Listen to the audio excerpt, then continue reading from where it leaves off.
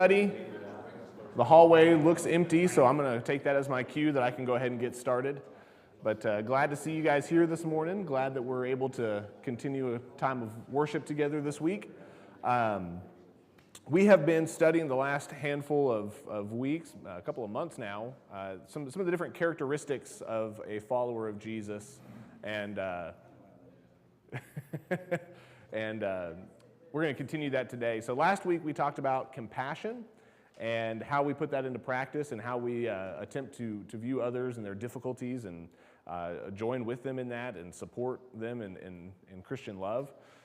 So what we're going to do is what we've been doing the last couple of weeks is just start with conversation at tables and have an opportunity to share together how did it go this last week? Did we have opportunity to show compassion to others? Were there times that it was difficult? Were there times that it was easy and natural? All those kinds of different things. So take a few minutes at your table, and of course, looking around the room, we have a couple of tables that it might be either better to combine or it might be good to just have some silent reflection, however you prefer to do that. So take 5 or 6 minutes and have a conversation with your table, and then we'll get back together.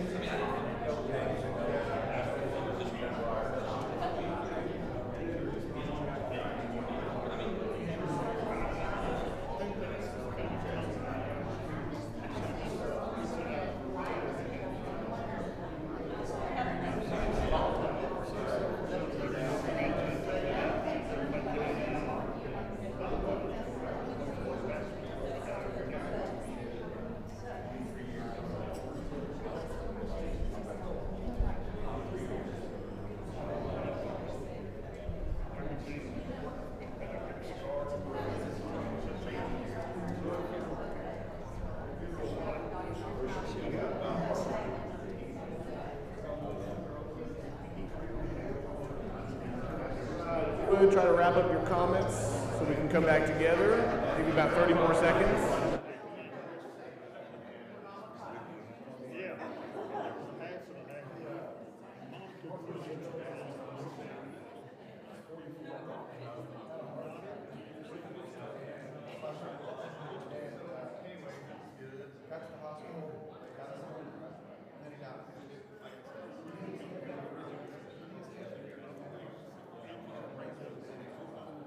All right, see if I can bring us back together here.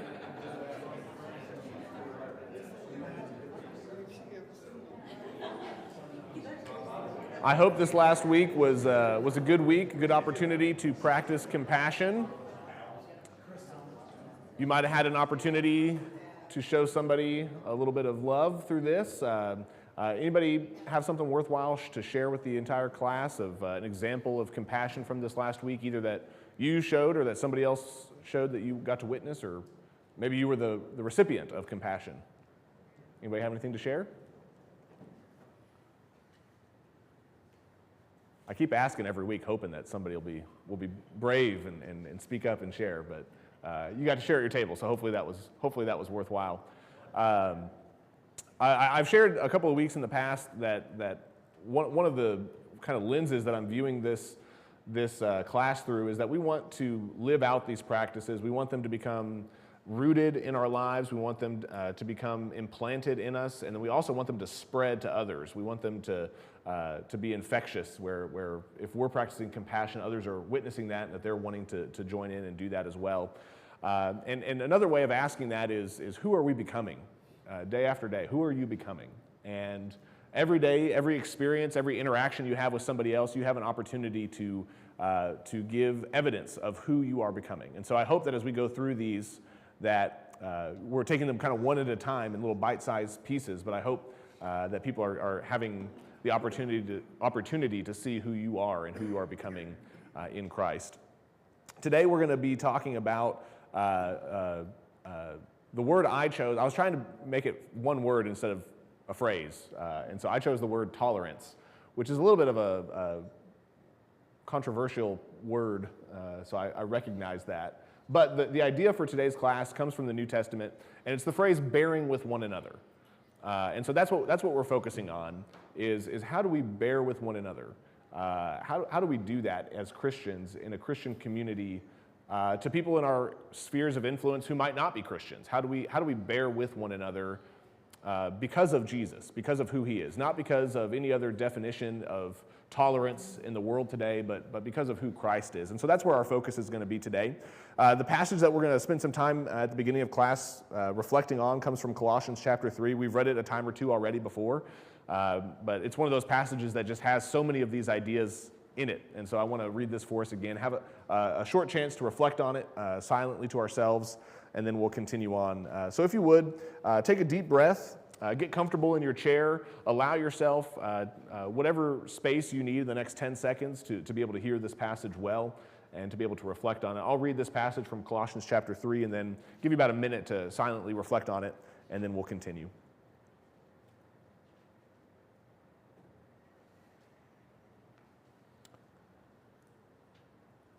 Colossians 3, 12 through 17. Therefore, as God's chosen people, holy and dearly loved, clothe yourselves with compassion, kindness, humility, gentleness, and patience.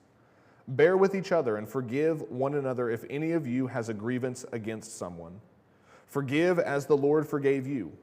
And over all these virtues put on love, which binds them all together in perfect unity. Let the peace of Christ rule in your hearts, since as members of one body you were called to peace, and be thankful. Let the message of Christ dwell among you richly as you teach and admonish one another with all wisdom through psalms, hymns, and songs from the Spirit, singing to God with gratitude in your hearts.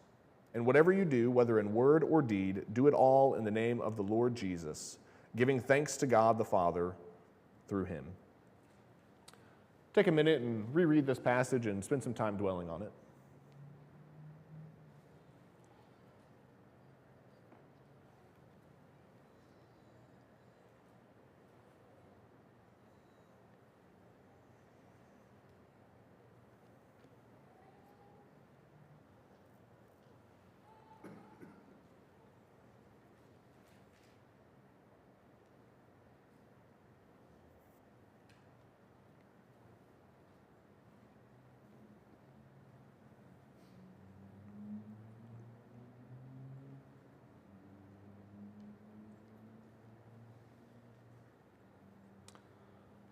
Let's look at verse 13 one more time. It says, "Bear with each other and forgive one another if any of you has a grievance against someone. Forgive as the Lord forgave you." These passages that I'm wanting to spend some time with us reflecting on, I hope that they really do kind of give you a lot of homework from today to tomorrow to beyond. There's a lot contained in these passages, and so hopefully you can kind of see what it is that Paul is desiring for his communities that he's planted, who it is that he's trying to help them become in their lives. So our word today is to bear with one another, to for lack of a better English word, in a single word, to tolerate one another, but in a Christian community. Last week we talked about compassion. I think compassion will have a hand to play in our conversation about tolerance or bearing with one another. A few weeks ago we talked about unity. I think unity will have a large role to play in what it looks like to bear with one another. Next week we're going to handle the second part of this verse, as well as other places in the New Testament where it talks about forgiveness. And so that will certainly play a large role, I think, in what it looks like to do this. But today we're going to try to focus in on what does it mean to bear with one another? What does that look like? What is the New Testament? Where else does the New Testament talk about this idea of bearing with? What does that look like? What does that mean? So just to kind of give you an outline of the biblical usage of this word, there's three main uses that this word that gets used in the New Testament to bear with one another has. So it means to hold firm, to endure, or to sustain. To hold firm, to endure, and to sustain. So when Paul says to bear with one another, hold firm with one another, endure with one another, sustain one another. And that's kind of what we're talking about when it comes to this idea of bearing with one another. There's a few other places that I want to turn to here in just a moment to kind of see how else in the New Testament this word gets used. I just picked out three. There's more than this in the New Testament, but I picked out three that we'll look at here in just a second. But before we do that, just because I use, I've got it up here on the screen, so it's hard to ignore, laboratory of tolerance. So let's maybe try to overcome a little bit of a hurdle that I in my mind, at least I perceived that I was presenting to us when it came to this idea. So when you think of tolerance in today's world, of course we have the bumper sticker, right? You guys are familiar with, I should have put it up here on a slide, but the bumper sticker, right? We're familiar with the bumper sticker that says tolerance, right? So when you think of the word tolerance, what does that mean to you in today's world? Because I want to try to overcome that hurdle, if it is a hurdle for us this morning, to kind of move more into the Christian idea of what I'm trying to talk about.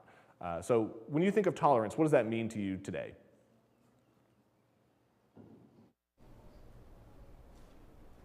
Is it a word that we think about at all, or care about, or ignore entirely? I think in popular culture, it just means no judgment. Just okay. Anything goes. Don't judge me. Don't judge him. Yeah, no judgment. I think we'll see in some of Paul's usage of this word in the New Testament that that's not what Paul intends. Of course, again, remember, the word I chose is not the word that Paul uses here, right? Paul uses the word to bear with. In my mind, that had some equivalent to the English word for tolerance. So I'm making the connection there, not Paul. So just to be clear on that too. But yeah, it means no judgment, right? And so I think we'll see that that's not exactly what bearing with means. So good, thank you. Somebody else over here was going to say something? Say accepting someone else's truth. Okay, yes. Yeah, okay. And I confessed to you guys last week how I feel about that phrase, my truth. I'm not real big on that idea. I think that's a confusing phrase to me. Maybe there's a better way for me to understand it, but to me, I don't think it makes a lot of sense. It's a reflection of an absence of absolutes. Okay. Yeah. Yeah. That, in its hyper-liberal definition, is there's no absolutes. Everything is relative, so you don't have the right to take some sort of stance. Right. Yeah. Yeah. Everything can coexist together. Everything can be just fine together. There's no need to disagree because it's okay for you, and I'm just going to be different, right? Yeah. Good. Anything else? What is tolerance in our world, in our society? What does that look like? I think y'all have pretty well nailed it so far. But if there's any other comments, I just wanted to leave room for that. I think it also kind of it carries with it a pressure for approval. Like, you're not tolerant if you don't approve of somebody doing something. Right? If you don't approve of it, then you're just not a tolerant person.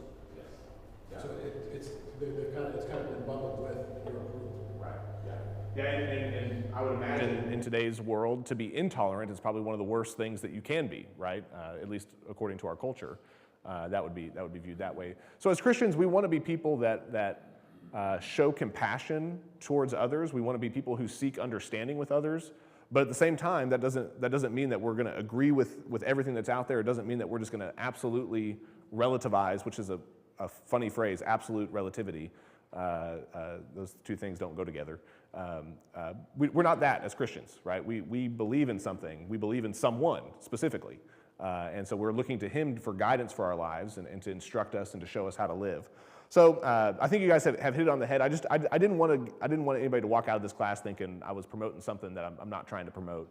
I wanted to try to overcome that hurdle. So now that we kind of understand or have said a lot of the things that we think tolerance looks like in our society today, let's look at this idea of bearing with one another in other places in the New Testament and see what Paul might have for us. Again, to remind you, the word for bearing with means to hold firm, to endure, and to sustain. And I think we'll see that in these passages that I've selected for us today. So Mark, if you put those 3 verses up here, I've also underlined where this word shows up in the different passages that I've picked for us today. So you can see that even in our English translations, we translate it differently in different places because it's one of those words that is beyond just one English word translation. So let's start with the Ephesians chapter 4, verse 2-1. This is very similar to our passage that we just read a moment ago. In fact, we've been reading this passage other weeks to reflect on at the beginning of class. But this is Ephesians 4:2. It says, "Be completely humble and gentle. Be patient, bearing with one another in love." And this, again, is in one of those places where Paul is giving us these virtues, that this is what it looks like to actively practice the Christian life. He goes on in other places, before and after some of the passages we've been reflecting on, to give some of the do nots, don't do these kinds of things. But this is one of those do these kinds of things lists. So if you're one of those people that doesn't want to just avoid sinful behavior but wants to do something positive, something Christ-like, this is one of those passages where that shows up. And so Paul says it in Colossians, he says it in our passage that we read today, and then also here in Ephesians, to bear with one another, here specifically in love. In 2 Thessalonians chapter 1, this is right at the very beginning of this letter that he's written to the Thessalonians. He says, "Therefore, among God's churches, we boast about your perseverance and faith in all the persecutions and trials that you are enduring." All the trials that you are bearing. So I think this is a different usage of this word. I think you can see pretty easily that Paul's using this word in a different way here. So whereas in the first passage, it's something that we do with one another, here it's something that you do in the face of difficulty, in the face of trial, that you have to endure. You have to bear with the suffering that you're undergoing. And so a little bit of a different usage there in 2 Thessalonians. And then one more, 2 Corinthians, and I think this will get at our cultural idea of tolerance that we've been talking about here in 2 Corinthians 11. Paul writes, "I hope that you'll put up with me in a little foolishness. Yes, please put up with me." Skipping down to verse 4, "For if someone comes to you and preaches a Jesus other than the Jesus we preached, or if you receive a different spirit from the spirit you received, or a different gospel from the one you accepted, you put up with it easily enough." And here, just to give you a little context, Paul's using that in a negative connotation, that he's chastising the Corinthians for putting up with a different gospel here.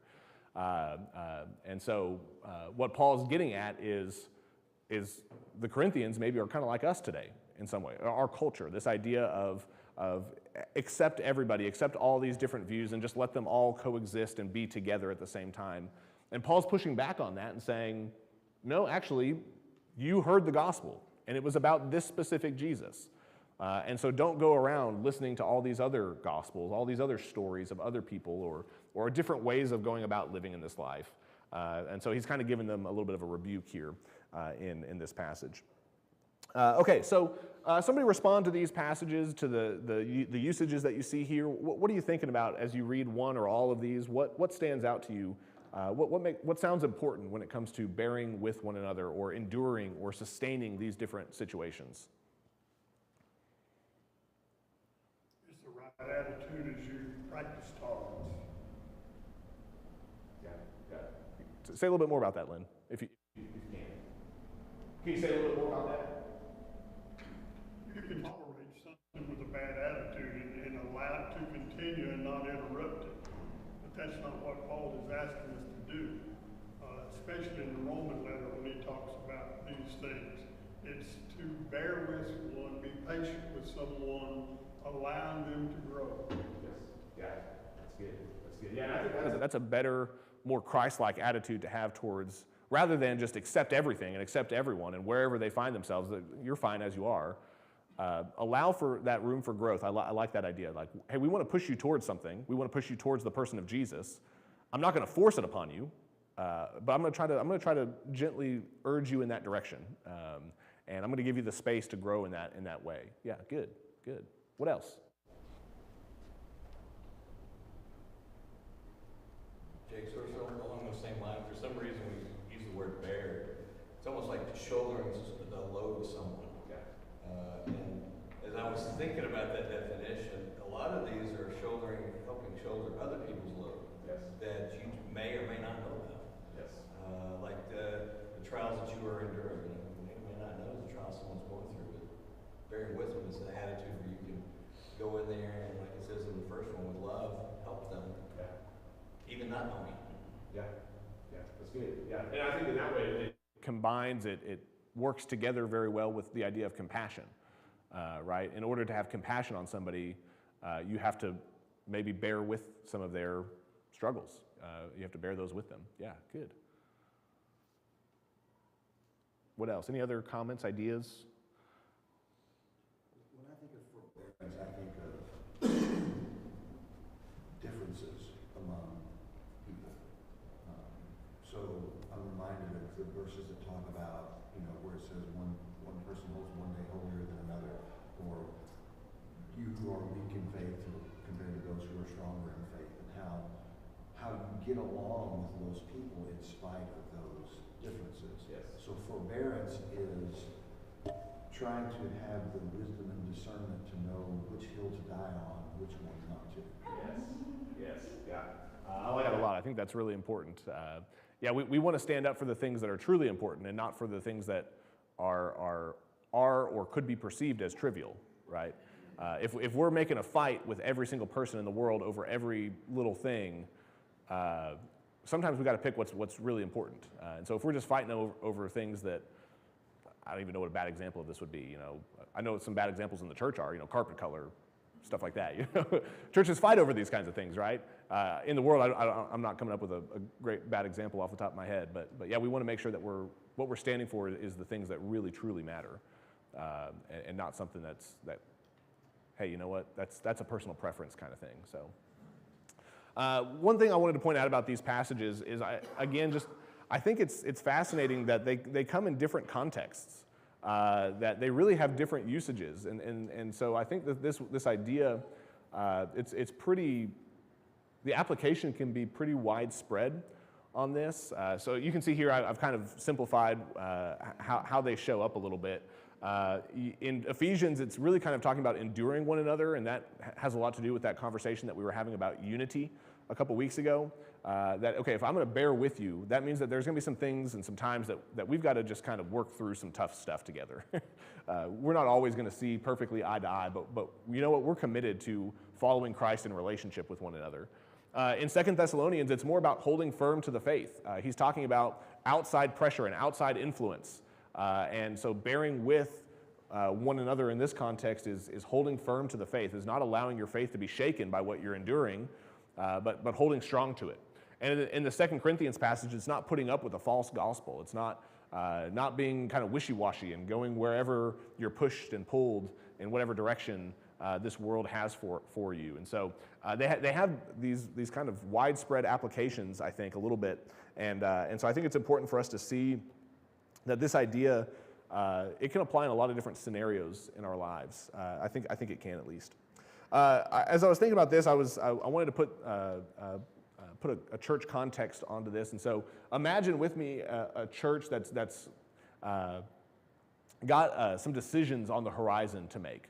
It's got some decisions. It's going through a tough time. This is a purely hypothetical. Don't read anything into this situation. It's kind of built upon a previous experience of mine, in fact, so before I got here. So don't read anything into this. But imagine a church that's going through a tough time, and this church currently has an outreach ministry to some local unchurched youth, and so they're trying to bring in this young group of people, trying to influence them with the gospel. And they're going through this tough time financially. As a membership, the church is struggling to come to any kind of agreement together about what the future of the church might look like. And in the midst of this, another ministry arises that wants to serve the older members, particularly of the congregation, that wants to see them not ignored, not shunted aside, but to see them brought together, give them an opportunity to have some community together, give them an opportunity to get out of the house even and have something to do.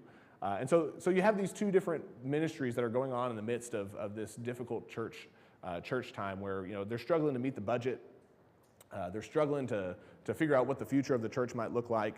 And all of a sudden, as these conversations go on and continue about what the overall future of the church looks like, it appears that these two ministries are going to get kind of pitted against one another as enemies. Now, the people in them, they don't realize that they're enemies of one another, but you can imagine a scenario where this happens in church life where, well, if we're making tough decisions, one of these things has got to go and the other one can stay so that we don't have to support both of these things ongoing at the same time. And in the midst of that, like I said, you begin to see these two ministries become enemies of one another, that it's got to be one or the other. And so the church decides at one point to sacrifice one of these two ministries and to continue on with the other one. And unfortunately, I think scenarios like this happen a lot, where there's two groups of people, whether they exist in churches or not, but there's two groups of people that they don't realize that they've become enemies of one another, but it's got to be one or the other. And that could be the case in your career, that could be the case maybe with things on your schedule as a family, where you've got to make some decisions about, okay, we've got to do either this or that. And I think that these passages that we see here today about bearing with one another might invite us to a different way of looking at this than just the kind of typical, we've got to look at the X's and O's, we've got to look at this in the spreadsheet, categories and columns. How do we reconcile opportunities where in my scenario it's two ministries, where can we bear with one another during difficult times and find ways to sacrifice for one another so that it doesn't have to become an us versus them type mentality. Perhaps in your job you can think of a scenario pretty easily where you've had to decide between either this or that, and maybe that was the right decision. Maybe that was ultimately what needed to happen was, okay, it's either got to be this or it's got to be that. But what would it look like as a Christian to try to find a way to bear with one another in that context, in that scenario? In your family life, as you're trying to decide, well, is it more important that my oldest gets this opportunity or that my youngest gets this opportunity?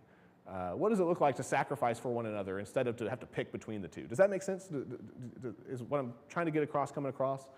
I think what Paul's inviting us here to is to look at the world in a little bit of a different way.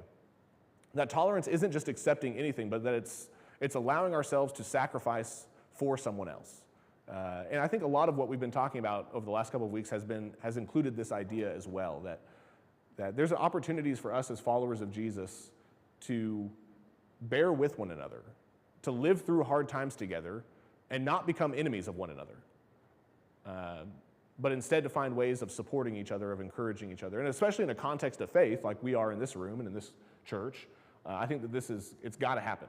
And we've got to find ways of looking to the needs of others and lifting them up and looking for ways to sacrifice for one another, because I think that's the way of Christ. I think that's a big component of what Jesus has done for us. So I've got a few final things maybe to leave us with, but I'll just dive into that and I'll let you respond maybe after this. So a few maybe ideas about how to do this, because I was thinking about, okay, how do we put this into practice? That's how I'm always ending this class, is what are we going to do this week to practice bearing with one another, to practice this idea? And unless you're actively having a hard time with somebody, this is kind of a hard one to do. So I don't want to ask for a show of hands that, hey, is anyone in here actively having a hard time with somebody? Because that might be a little unfair to ask you to say that publicly. But this one might, if you're not in that situation, this one might be kind of a hard one to think, okay, what am I going to do this week? How am I going to be somebody who bears with one another? So here's just a couple of ideas about how you might go about doing that. First piece of advice, don't let resentments control you. Easier said than done, as is much of what we've been talking about recently. But don't let resentments control you. Next week, we're going to talk about forgiveness, and this is going to play a big role, I think, in our conversation about forgiveness, is who are we allowing or what are we allowing to occupy the space in our minds and in our hearts? Are we allowing that resentment to grow? Or are we allowing it to not control us? Are we able to set it aside for the time being? Jesus in Matthew 5 in the Sermon on the Mount talks about before you take your offering to the temple, to God, to worship, that if you have something that is wrong with you and another person, that you should go and be reconciled to that person before anything, before you even go and worship God. It's more important than worshiping God that you go and reconcile with somebody else, is what Jesus says in that passage. And so don't let resentments control you. Paul will say a little bit after our passage that we read in Ephesians 4, not to let the sun go down on you while you're angry, right? Anybody, confession, anybody had to do that in your marriage, right? Don't let the sun go down on you while you're angry, right? Do something that day. Don't push it off for tomorrow. Don't. That's what I'm saying. That these guys they're pretty smart sometimes. Don't let the sun go down while you're still angry. Do something to reconcile. Do something to fix what you have broken or what has been broken in whatever relationship you find yourself in. So don't let resentments control you. Second piece of advice, James 1:19. Be quick to listen, slow to speak, and slow to become angry. If we're good at any of these, we're often not good at all of them. But I'm also not convinced that we're good at all of these, or any of these, perhaps, is the best way to say it. So this is a good one to practice. Man, what would it look like this week if just like all of a sudden, work, home, wherever you are, if you just did all of these things? Like your spouse is like, why aren't you fighting back? You're like, I'm listening. Why aren't you? Normally you're angry.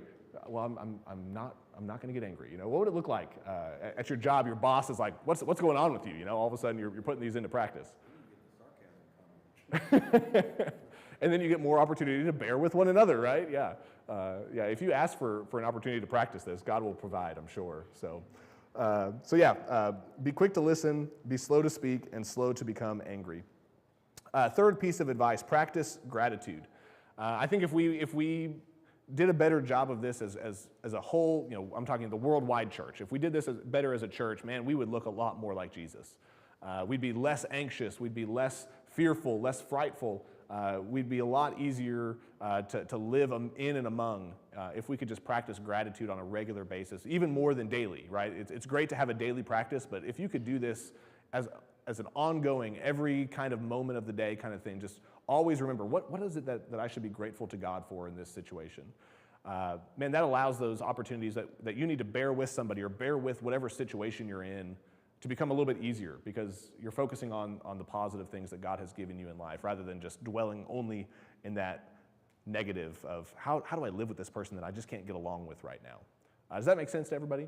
So somebody respond to either these three ideas, or if you have other ideas about how do we put this idea of bearing with one another into practice this week. Somebody shout some ideas out.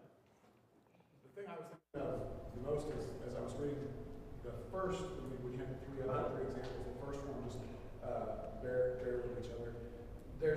We all probably have someone in our lives that is just difficult to be around.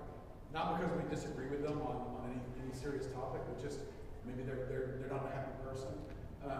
And it's difficult to be around them, so we avoid them, rather than having compassion and trying to understand what it is that's making them unhappy and difficult to be around, and see how you can help them, maybe brighten their day. Yeah. At our previous church, there was a woman that was elderly that had I guess you call anger issues. She was difficult to be around sometimes, and to the point that a lot of people in the church would avoid her, and she needed her yard moved. She needed things done in her house, but she would yell at people that would come around but then would ask you to stay when you got there. So we all know somebody like that. Finding those people is a great opportunity to practice on. Thank you. That's good. If you don't know who that difficult person to be around in your life is, you might need to look in the mirror. I hope that's not the case, but yeah, I think that's right. We all know people that it's hard for us to relate to them. It's hard for us to engage with them.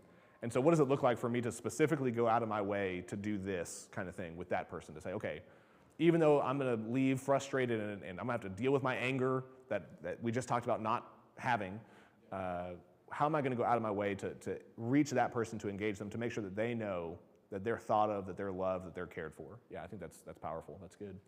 Yeah, Michael. As with all these, it's intentional, because the example Josh gave, immediately someone came to mind, and that's your first reaction is to avoid. Is even in a small group, is that, I had a person like this in my past, and I would see this person 20 feet away, and I would go the other direction, because I just didn't want to deal with them. But you have to intentionally, like you said, you're going to have to unwind some stuff of your own later, but you have to intentionally go over there and make the attempt. That's good. That's good. I like that. Yeah, thank you. One more? I know the bell just rang, so everyone's like, we got to get out of here.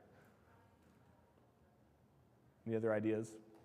Well, I think all we're saying is that we like when it's easy. And as a Christian, if there's one thing you're going to have to come to terms with is there's going to be a lot that's required of you that is not easy. Yes. Yeah. And it doesn't mean you don't do it. Yeah. You do it anyway. That's right. Yeah. Yeah, Jesus' invitation is to pick up your cross, pick up your own instrument of death, and carry that for a while. And maybe, hopefully, together, we'll recognize that somebody else is carrying their cross, and we'll walk up beside them and say, hey, can I help carry that with you for a little while? So, yeah, thank you guys so much. Let me close this with a prayer and then dismiss you and give you a chance to go out there and try to tolerate some folks in a Christian way this week. Let's pray. Heavenly Father, we come before you today. We're so grateful for who you are, God. Just that you are our creator, that you are as magnificent and powerful as you are, but also that you have so much love for us and so much compassion for us, and that you've shown us the way on all of these different characteristics that we're talking about of a Christian life. And so, God, we just say thank you. We say thank you for who you are and for who Christ is and what he means to us and what he's done for us. God, be with us this week. Give us your Spirit. Help us to become more and more like you in every aspect of our life. And God, we just pray that you would give us power to do this well this week, do this in our marriages, in our families, in our jobs, in this community as a church, in this city, wherever we find ourselves, God. We just pray that you'd be with us, guiding us and leading us and providing us with your Spirit and your love. It's in Christ's name that we pray. Amen.